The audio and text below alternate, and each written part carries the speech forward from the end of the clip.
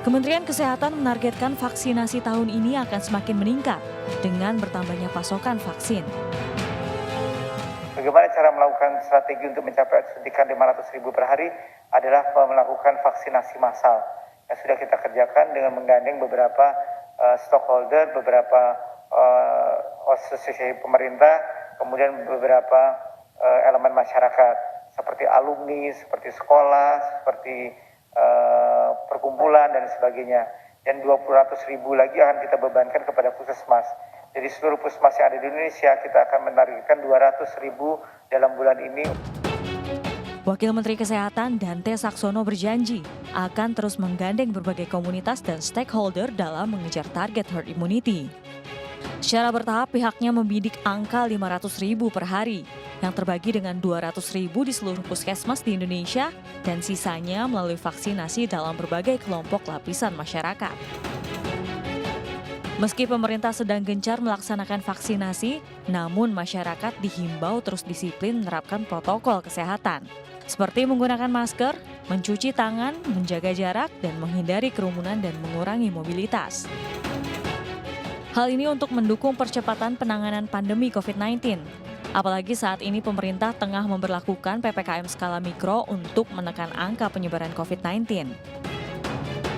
Lantas, jika kita sudah mendapatkan vaksinasi, bagaimana kita tetap menjaga diri? Dan bagaimana kita tetap disiplin protokol kesehatan di masa PPKM saat ini?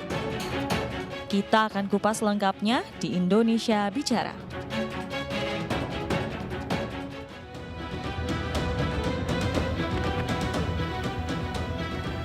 Baik, pemirsa, pemerintah melalui Kementerian Kesehatan optimis jalannya vaksinasi akan sesuai dengan target Presiden Joko Widodo yang meminta vaksinasi 181,5 juta penduduk Indonesia rampung dalam 15 bulan. Hal ini guna menciptakan herd immunity dan kekebalan kelompok terhadap virus COVID-19. Sementara itu, pemberlakuan pembatasan kegiatan masyarakat skala mikro terus digencarkan pemerintah. Dan saya Herjuno Syaputra, kita akan berbincang lebih jauh terkait jangan lega setelah vaksin di Indonesia Bicara hari ini, dan di awal segmen kita akan bergabung melalui sambungan Zoom call dengan Pak Deddy Arahim, Wakil Wali Kota Bogor yang sudah ada bersama kita untuk Indonesia Bicara. Pak Deddy, Assalamualaikum. Waalaikumsalam, Mas. Ya, apa kabar Pak? Sehat? Alhamdulillah, Mas. Alhamdulillah ya. Ini hari weekend tapi tetap kerja ya Pak? Tetap beraktivitas ya? Ya, kebetulan ada kegiatan. Iya.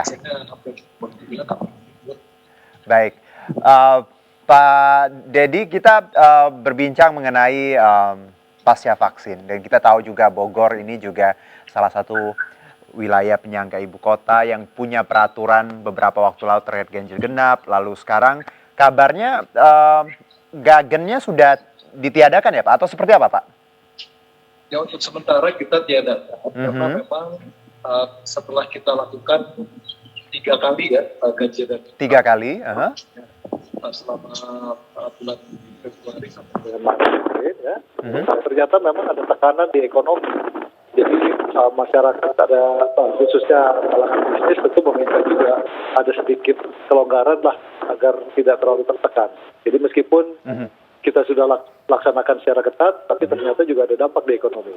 Tetapi alhamdulillah memang dampak kesehatannya lebih baik. Baik. Lalu kenapa kita tahu memang untuk saat ini kasus sedikit melandai seperti itu di seluruh Indonesia, dan ini juga berkat banyak sekali kebijakan, termasuk kalau untuk Bogor sendiri dengan ganjil genapnya yang beberapa waktu lalu yang sempat diperketat. Nah, kalau sekarang walaupun ya kondisinya tidak bisa dibilang semerta-merta aman seperti itu Pak, kenapa untuk weekend ini atau pekan ini ganjil genapnya ditiadakan, padahal kita tahu ini long weekend loh Pak. Hari ini Kamis libur, lalu disambung Jumat, Sabtu, Minggu, kan ini kemungkinan mobilitas orang apalagi untuk ke Bogor kuliner atau berwisata bisa sangat tinggi Pak. Ya memang kita menyesuaikan ya. Kemarin kan sudah ada surat tentang pencabutan cuti ya. Cuti bersama sudah tidak ada lagi di akhir minggu ini, tanggal 12 ya. Artinya memang pemerintah juga sudah memikirkan bagaimana langkah-langkah pencegahan di luar pembatasan yang sifatnya masif seperti kemarin yang kita lakukan dengan ganjil genap. Dan kemudian sudah kita pastikan yang kedua adalah melarang seluruh ASN untuk melakukan kegiatan cuti maupun kegiatan di luar kota. Jadi dua kegiatan ini paling tidak bisa mengurangi lah dalam asumsi kita.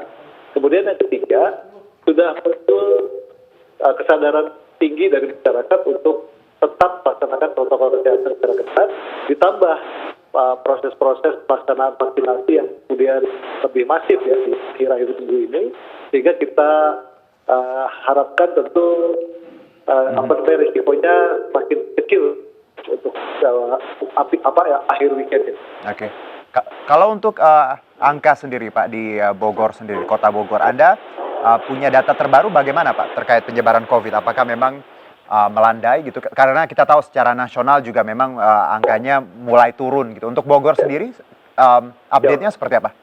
Jadi salah satu pertimbangan kita menyelenggarakan genap dan ganjil adalah pada saat posisi tertinggi tanggal 16 Februari kemarin, Baik. di mana dalam satu hari ada 189 orang yang terkonfirmasi terpapar COVID.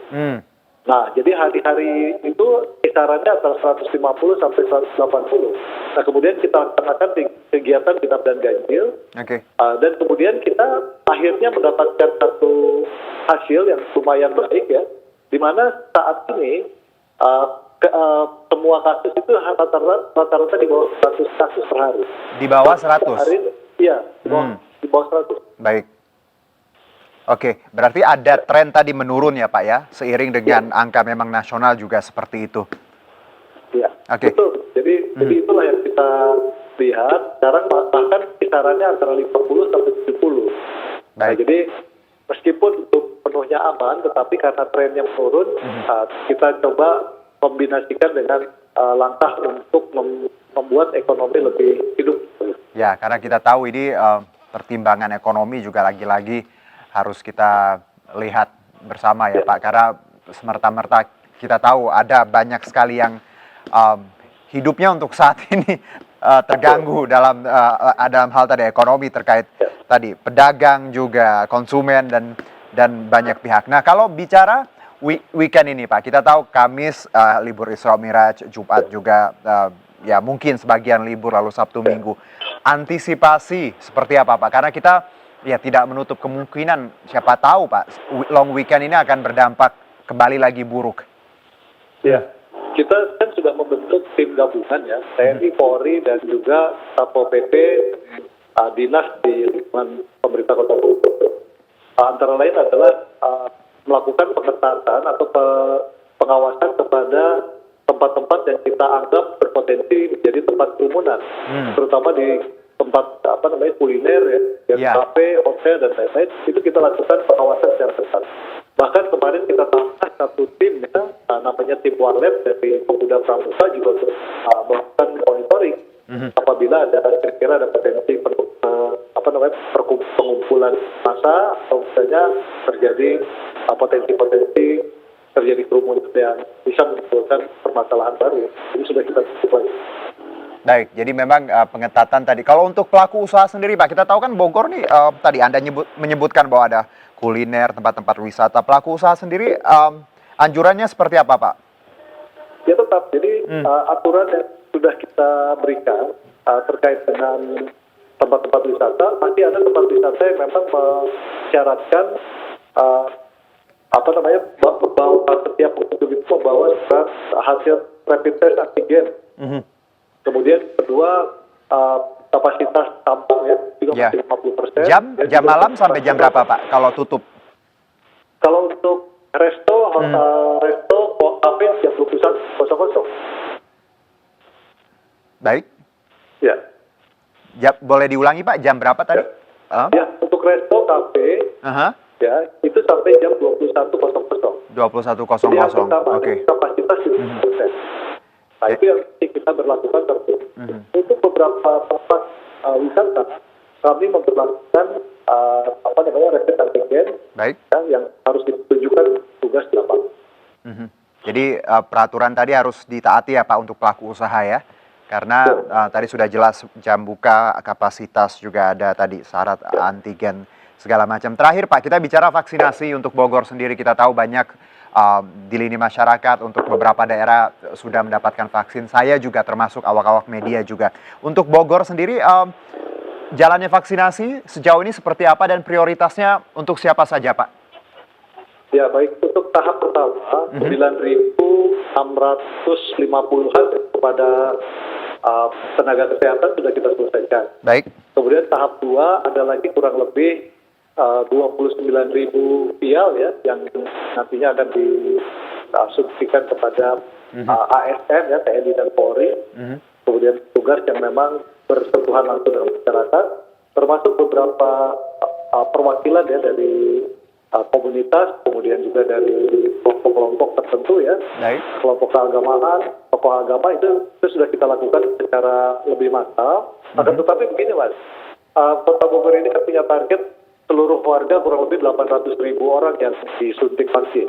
Nah bayangkan, kita punya waktu sampai dengan 31 Desember itu 8 bulan. Artinya dalam satu bulan yang harus kita suntik ada 100.000 orang. Baik. Nah kalau kita bagi satu bulan itu 25 hari, maka kurang lebih sehari itu harus disuntik 4.000 orang. Nah kemudian kan suntik vaksin ini ada 2 kali. Ya. Berarti ada 8.000 penyuntikan vaksin dalam setiap hari. Nah ini sedang kita cari strategi yang terbaik, bagaimana bisa menunjang seluruh program vaksinasi ini secara tepat dan aman, itu yang sedang kita persiapkan. Baik, Pak Dedi, terima kasih sekali atas penjelasannya.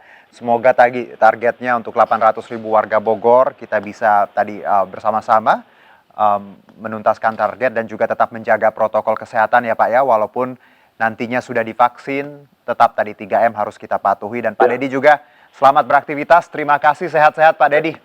Ya, terima kasih. Baik, terima kasih. Iya. Baik, demikianlah perbincangan kami di segmen awal dengan Dedi Arahim, Wakil Wali Kota Bogor, terkait jalannya vaksinasi dan juga kebijakan ganjil genap dan juga update dari kasus COVID di Kota Bogor. Dan kita akan kembali di Indonesia Bicara sesaat lagi.